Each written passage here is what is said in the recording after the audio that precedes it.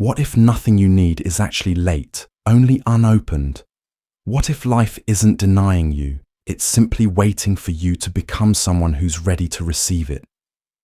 We spend years chasing peace, love, purpose, success, like people running across fields with empty hands, searching for seeds. But a garden doesn't appear because we run faster. It appears when we slow down, kneel to the earth, and water the ground beneath our feet. In the same way, what you seek is not always found by chasing. It often arrives when you finally stop, breathe, and make space for it. Think about it. How many times have you told yourself, once I achieve this, then I'll rest. Once I fix everything, then I'll be happy. But happiness does not wait on the horizon. Peace is not hiding in the distance. They're already standing beside you, asking quietly, "Are you present enough to notice me?"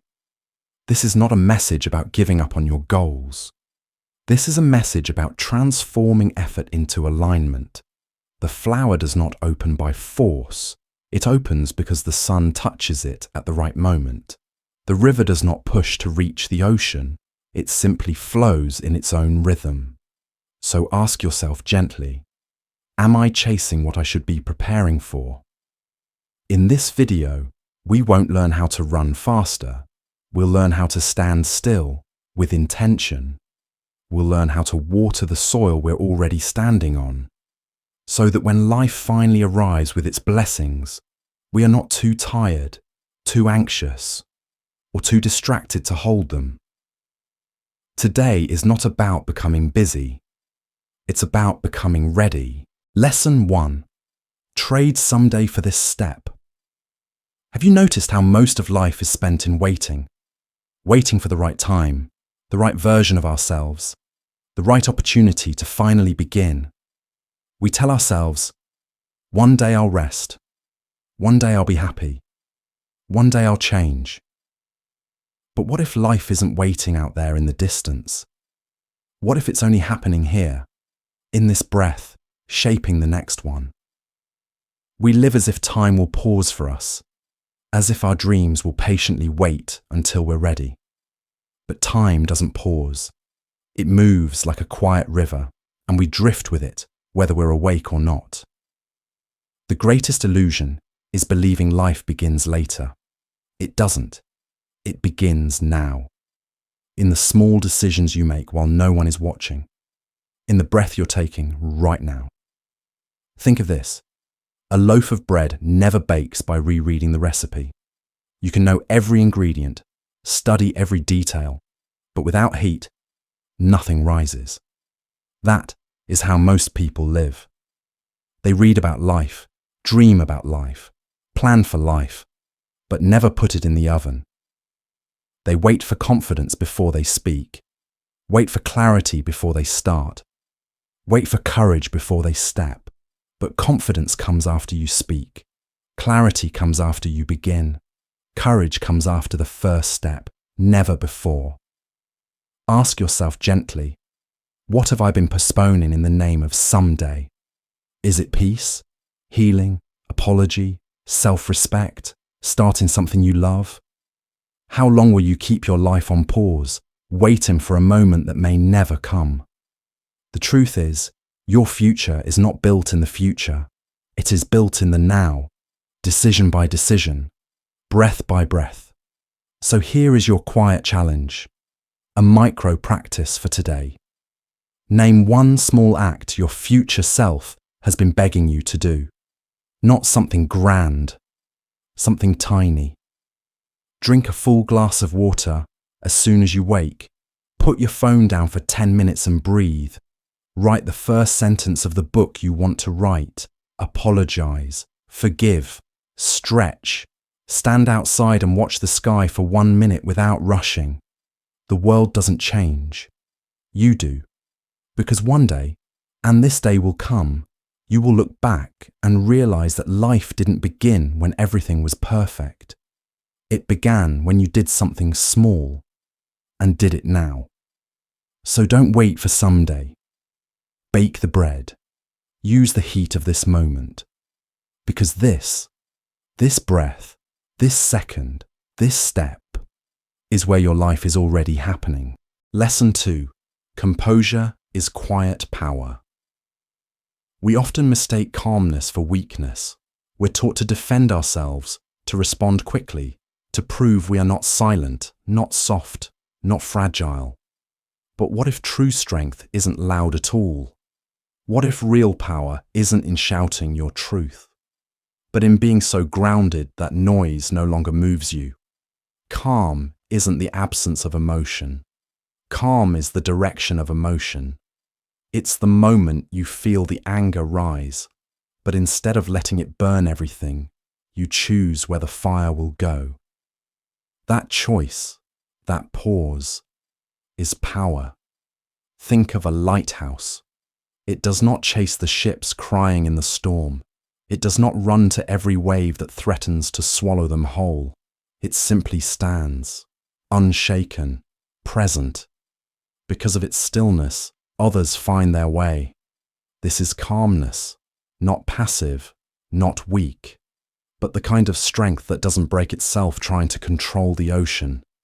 Now, ask yourself, how often have you reacted quickly, only to regret the words you spoke? How many times did you match someone's anger, and later you wished you had matched your own wisdom instead? The world will keep throwing storms, opinions, insults, delays. But these are only invitations asking, will you become the storm, or will you become the lighthouse? Calm doesn't mean you don't care. Calm means you care so deeply that you refuse to let chaos choose your response. Anyone can react. Very few can remain composed.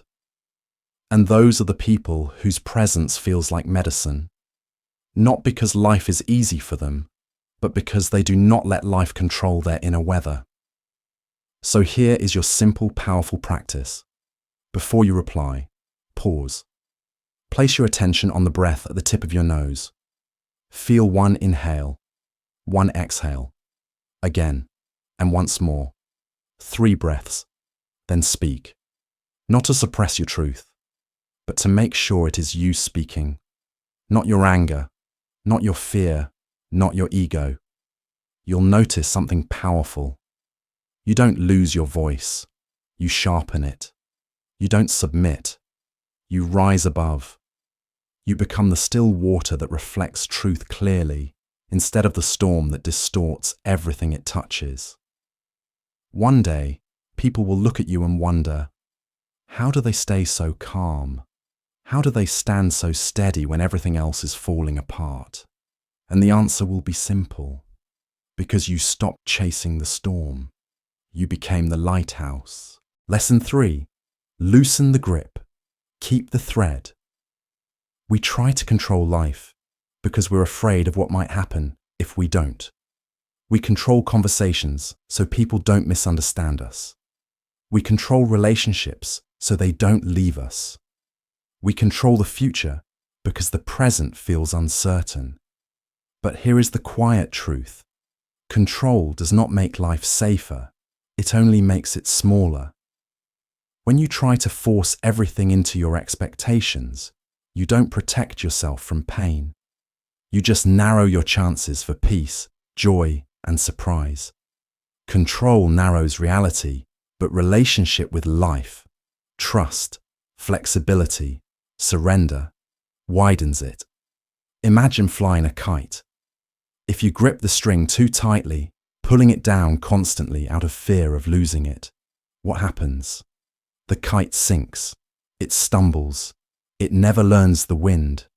But when you hold the string with care, not fear, firm yet gentle, and give it the right amount of slack, it rises higher, dances with the sky, and still remains connected to you. This is how life works.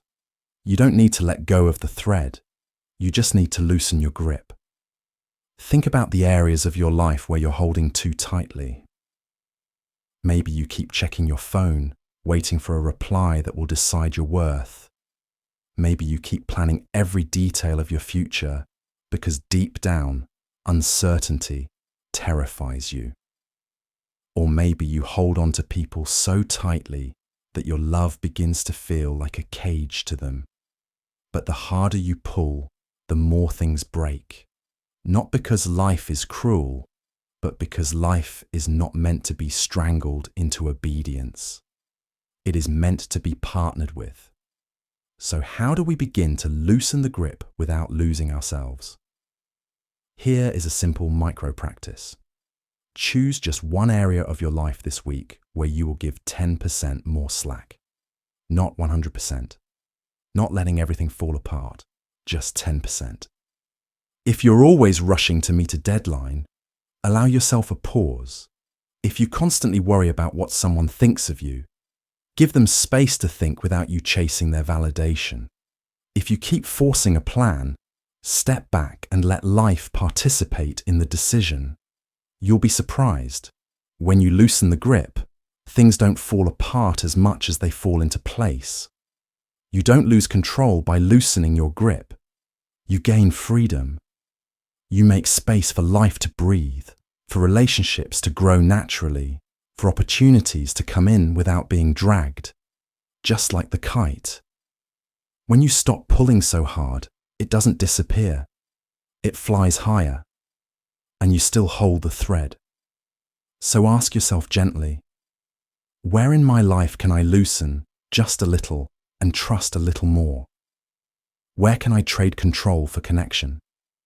Because sometimes the peace you're searching for isn't found in holding tighter, but in finally allowing life to meet you halfway. Lesson 4. Stop pursuing.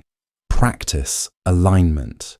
We spend so much of life chasing success, love, peace, confidence, purpose, thinking that if we run fast enough, push hard enough, or prove ourselves loud enough, life will finally give us what we want.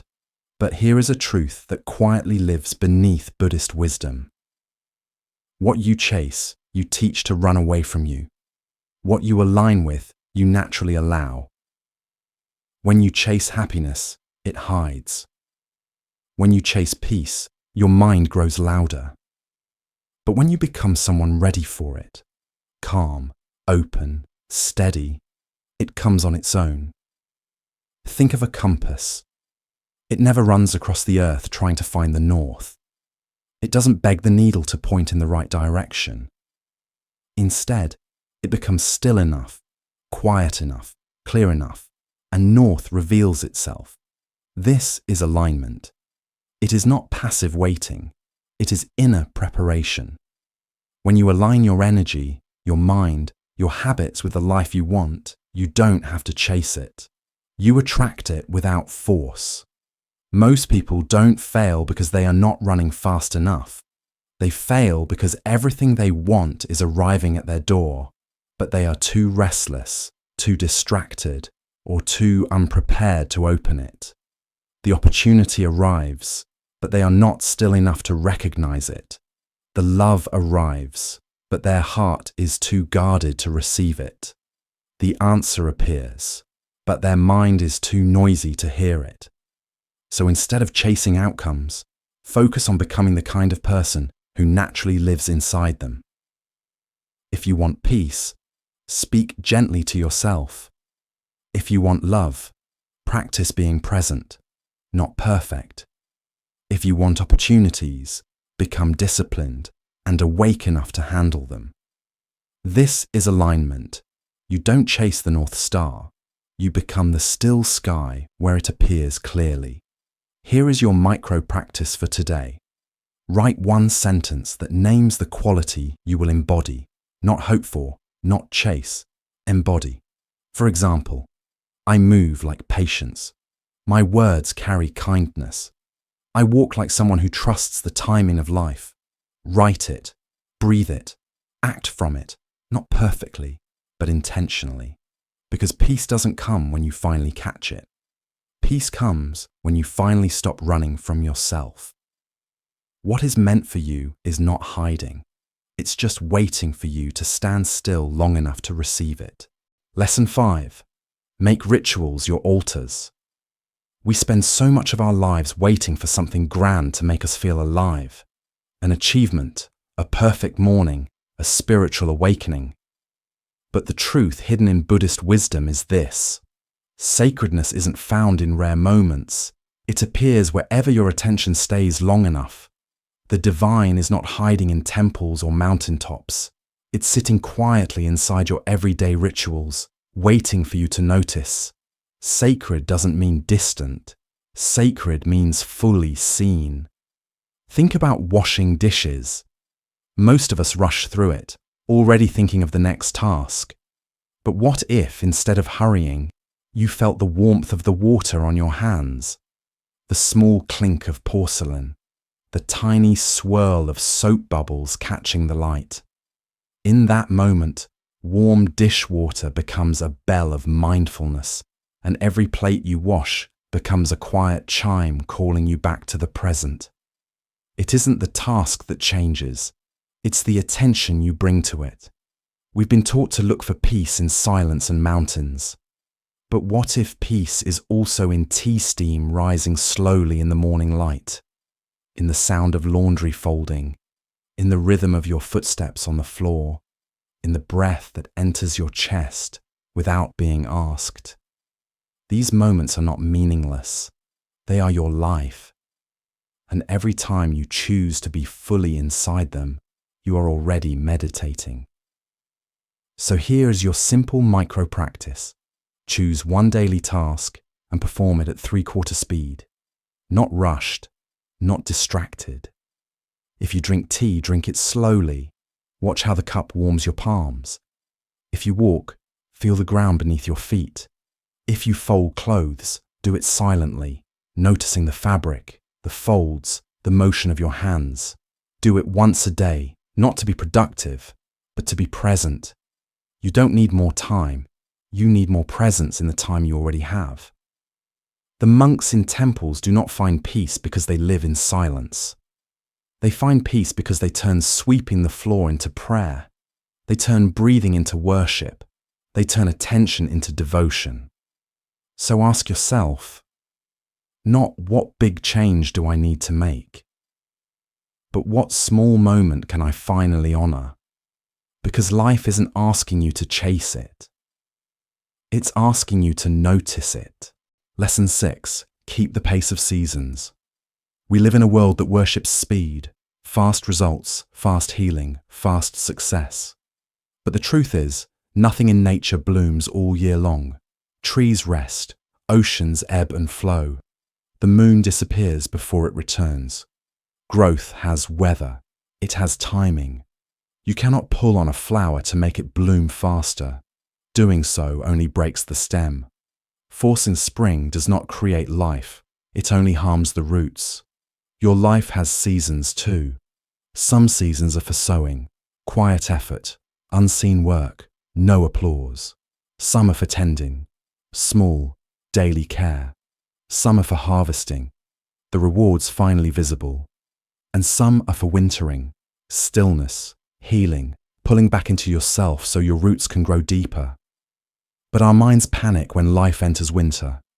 We mistake rest for failure, slowness for being left behind. Yet, even the earth rests, and no one calls it lazy. Think of an hourglass.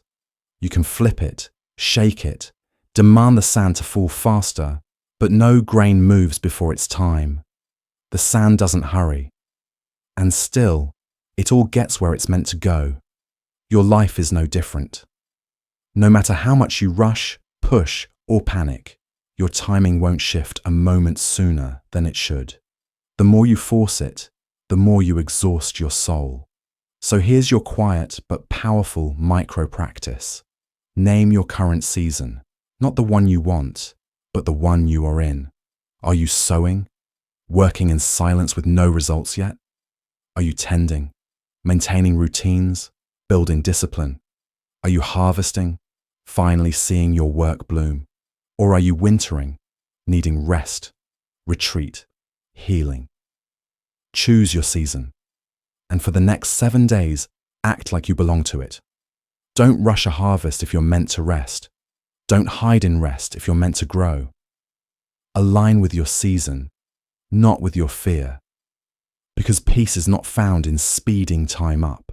It is found in trusting the rhythm of your own becoming. You don't need to force the next chapter. You just need to stand where you are, like a tree in its rightful season, growing roots in winter, blooming in spring, offering fruit in summer, releasing leaves in autumn. Trust your timing. Not every day is meant to bloom. Some days exist to teach your roots how to hold on. Lesson 7. Silence reveals the blueprint. We live surrounded by noise. Conversations, notifications, advice, expectations, endless streams of information. And yet, despite all the noise explaining how we should live, most people still don't know what they truly want, who they really are, or what their soul quietly needs. That is because noise can explain, but only silence can show. Noise gives information. Silence gives clarity. Your mind is like a room filled with dim light. You catch shapes, but never the full picture. But place a blueprint under blue light. Suddenly, the hidden lines glow. The structure appears. You see what was always there. Silence is that light for the mind. You don't need more opinions. You need more space to hear the truth already waiting inside you. Ask yourself, when was the last time you were truly in silence? Not scrolling, not listening to music, not distracted. Just you, breathing. We fear silence because it removes the noise that keeps us feeling safe. Noise keeps us busy. Silence makes us honest. In silence, grief surfaces. Longing speaks. Dreams return. Truth walks forward quietly and says, I've been here the whole time. But this is also where healing begins. Not when you force answers, but when you become quiet enough to hear them. The Buddha taught that suffering comes from running away, from distraction, avoidance, constant motion. Yet peace is not found through more movement. It is found when the waters settle and your reflection becomes clear. Here is your micro practice. Every day, for just 2 minutes, sit with no input, no phone, no music, no talking, just silence. And then ask yourself softly, what truth is shy but present? Do not force a reply. Just listen. Maybe your mind is tired. Maybe your heart is asking for gentleness. Maybe your life is whispering that it needs to change direction. Silence will show you, if you let it. And the more you choose silence, not as an escape, but as a doorway, the more life starts making sense. Decisions become clearer. Emotions become kinder. You no longer chase every thought. You simply watch, like the moon reflected on still water. Silence doesn't take you away from life. It returns you to it, because underneath the noise, there is a blueprint already written, and it's yours. Lesson 8. You broadcast what you build. Whether we realize it or not, we are always sending signals into the world, not through words, but through presence, through the way we enter a room, the way we breathe when no one is watching, the way we think about people in silence. The world often mirrors the tone we carry within ourselves. Life doesn't respond to what we want. It responds to what we are. Imagine 2 tuning forks in the same room. Strike one with anger, and the other begins to hum with that same harsh note. Strike one with kindness, and the room softens with its warmth. In the same way, when you walk into a room full of tension carrying more anger, the tension grows stronger. But if you walk in with composure, patience, or quiet confidence, people naturally begin to calm. Your energy teaches the room how to feel. We underestimate this power. We think influence comes from speaking the loudest, arguing the best, or being the most impressive. But influence is often silent. It's the way your presence makes others breathe easier, It's how someone feels more peaceful just because you're there. And this kind of presence is not gifted. It is built quietly through the way you think when no one sees you. So ask yourself, what do I broadcast without words? If someone stood in my silence, would they feel judged, rushed, loved, safe? The truth is, even without speaking, people can feel whether your heart is tense or open, whether your energy is heavy or light. Here is your practice. Choose one space you enter often, your room, your workplace, your home, your kitchen, anywhere. And before you cross the doorway, pause for 3 seconds. Decide, what energy will I carry across this line? Peace, patience, respect, acceptance. Choose it like you would choose a scent or a color.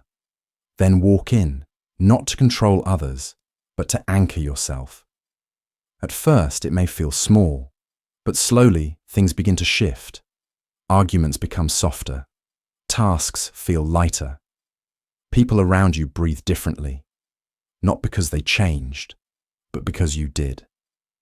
Energy is contagious. And whether you know it or not, you are already contagious. The question is, what are people catching from you? So the next time you feel powerless, remember, you may not control how the world moves, but you do control the vibration you send into it. And often, that is enough to quietly shift everything. Lesson 9. The beauty of mending. We spend so much of our lives trying to hide the parts of ourselves that feel broken, the mistakes, the failures, the heartbreaks, the cracks in our story. We treat them like shameful secrets, hoping no one will notice. But the truth is, wholeness is not the absence of cracks. It is the ability to hold them with grace. Real strength isn't being flawless. It is being honest, softened, and still standing. There is an ancient Japanese art called kintsugi, the art of repairing broken pottery with gold. Instead of hiding the cracks, the artist fills them with liquid gold, making the broken object even more beautiful and valuable than before. The crack becomes the masterpiece, not despite the break, but because of it. This is how life sees you. Your scars are not evidence of weakness. They are proof that you refuse to break completely. You may not realize it, but every crack in your life taught you something. The heartbreak that shattered you taught you what real love should feel like. The mistake that embarrassed you taught you humility. The failure that broke your confidence taught you resilience. Your cracks are not empty spaces. They are gold-filled lessons. We live in a culture obsessed with perfection. Perfect images, perfect lives, perfect minds. But perfection is a prison. It keeps you performing instead of living. And ironically, it keeps you disconnected from others, because people do not connect with your perfection. They connect with your humanity. So here is your micro practice for today. Write one honest sentence that begins with, "Because this cracked, I learned to..." It could be, "Because my heart cracked, I learned to love with care, not fear. Because I failed, I learned who would still stand beside me. Because I was ignored, I learned to hear my own voice." This simple sentence is you filling the crack with gold. And remember, the goal is not to stay unbroken. The goal is to become beautifully repaired. Don't erase your history. Don't polish yourself until no trace of life remains. Let your soul be like kintsugi pottery.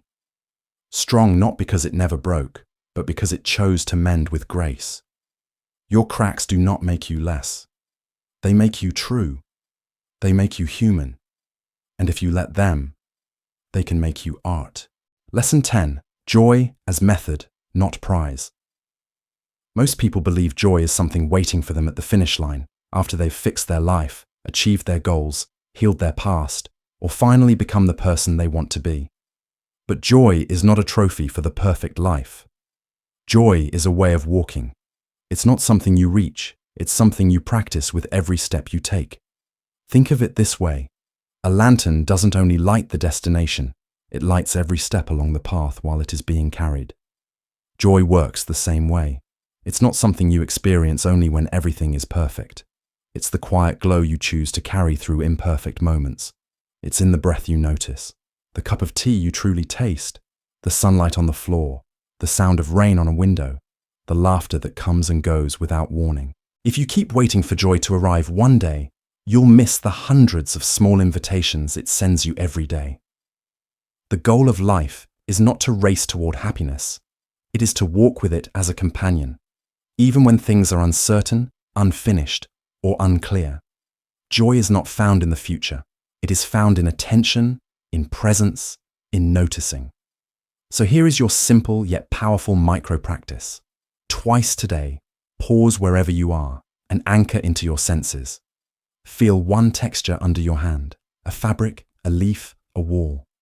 Notice one scent in the air, tea, rain, earth, soap. Listen to one sound, wind, footsteps, your own breathing. No judgment, no story, no commentary. Just notice. Just let it exist. This is how joy enters. Not through thinking, but through sensing. Because joy is not a reward for solving life. Joy is how you survive it. It is how you soften the edges of your day, how you make meaning out of the ordinary. It's not loud. It's not dramatic. Sometimes it feels like nothing at all. Just a quiet warmth, a breath that doesn't hurt, a moment where you are simply here, and that is enough. So instead of asking, when will I be happy? Ask, how can I place my next step gently enough to feel joy walking beside me? Because life is not only lived at the mountaintop, it's lived in the footsteps that get you there. Lesson 11. Yielding as mastery. We're often taught that strength means fighting, forcing, pushing through every challenge with sheer will. But life has its own rhythm, and sometimes the more you push against it, the more exhausted and defeated you become. Surrender is not giving up. It is choosing a wiser kind of strength. It is learning how to use the wind instead of punching the ocean. You don't lose when you stop fighting reality. You lose when you drain yourself trying to control what was never yours to command. Imagine a sailboat in the middle of the sea. It does not move forward by beating the waves with its oars. It moves by trimming its sails to meet the wind. It works with the storm, not against it. And in that quiet cooperation, it finds speed, direction, and grace. That is surrender. Not falling to your knees in defeat, but standing tall in trust. Adjusting your sail instead of drowning in resistance. We often believe surrender means weakness. But in truth, surrender is what allows you to continue. It is what lets the heart breathe again. It is the moment you choose alignment over struggle, wisdom over ego. You don't need to row harder. You need to adjust how you're meeting the wind. So here is your micro-practice. The next time you feel tension, an argument rising, plans falling apart, something not going your way, pause and ask yourself, where can I trim the sail instead of row harder? Maybe it means speaking softer instead of louder. Maybe it means allowing someone to feel differently without trying to change their mind. Maybe it means taking one step back so life can meet you halfway. You don't lose control by surrendering. You gain direction. You save your strength for what truly matters. You stop fighting every wave and start traveling with the tide. The ocean has never been conquered by force, but it has carried millions who chose to sail with it. So ask yourself gently, where am I still punching the ocean? And what might happen if just for this moment, you let the wind help you? Epilogue. Trust as a daily posture. Trust is often misunderstood.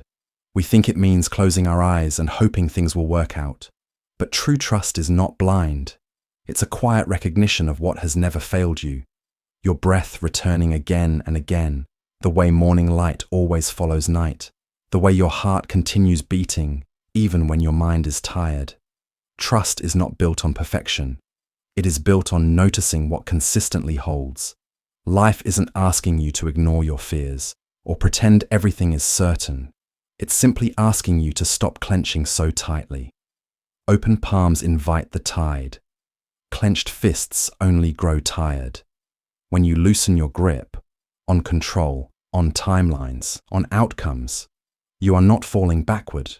You are learning to stand in the rhythm of life instead of wrestling with it.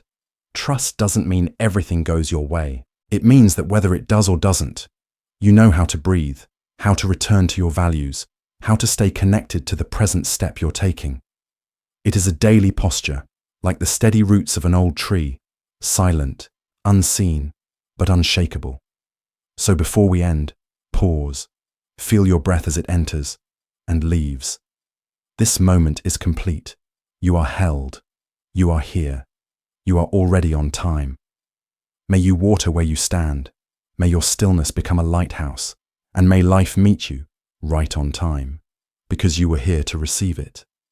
If this reflection steadied you, pass it to someone who's been rowing against the wind.